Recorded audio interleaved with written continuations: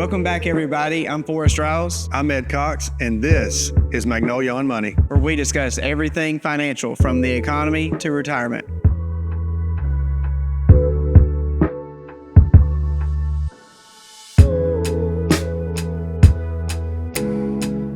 In today's show, we're going to discuss 1099s.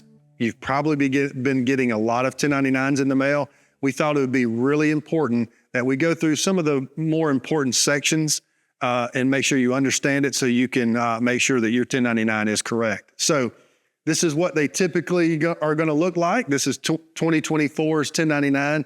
So that's what you're getting in the mail currently or have already received.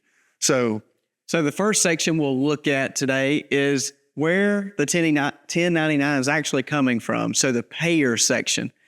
So in this section, it should have the company that it's actually coming from, regardless if it's an IRA or maybe even a 401k that you moved. That information from the company it's coming from should be in the payer section. So that's where that would be where the money came from. It could be an employer. Right. Could be an employer. So wherever the money that this is reporting on, that's that section. Yep. So then if we'll skip down to the recipient section, that's your information. Really what you need to do is just work your way through this section and verify that all the information on here is correct. So let's jump up here. I really want you to pay attention to this, box 1 and 2.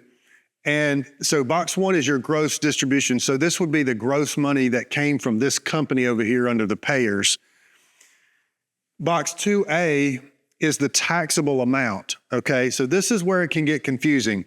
If you've ever rolled over an IRA, transferred an IRA, maybe, or received income that maybe not all of it was taxable or maybe none of it was taxable, you may have gotten a 1099, and we've gotten these calls before where people will call and say, Ed, Forrest, we moved that money from this IRA to that one, and it's showing that I took a $200,000 gross distribution. Oh my goodness. But remember, that was the distribution, but how much of it was taxable? So a lot of times you'll see this, may say that gross distribution, but the taxable amount will be zero. And that's the most important part. So we've got to make sure these are correct.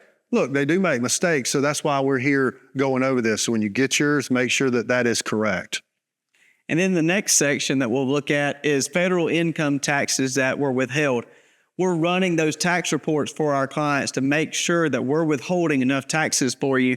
So your federal income tax amount will be there, and then we skip down to your state will be withheld also. So that's what you're actually reporting back to your accountant, or if you do it yourself, that's where you're reporting that taxes were withheld from that money that was sent out to you. Right. And the last would be number 7. This is where you want to pay attention. Now, on the back of most 1099s, this is the distribution code. So depending on what type of distribution it was it from an IRA? Was it from a death claim? There's a bunch of them. But on the back of your 1099, you'll have all the codes listed and what they are. This needs to match what actually happened in this instance. And we had an instance last year where this code was wrong. And anyway, you can get it fixed, but you need to make sure. What's the most probably common one we see? The most common distribution code we see from retirement accounts is code 7. So it just classifies it as a normal distribution. Normal distribution, yeah. So hope this has helped. Once again, check your 1099s. If you have any questions, of course, give us a call. I hope this has really helped you guys. Y'all have a great week. God bless. We'll see you soon.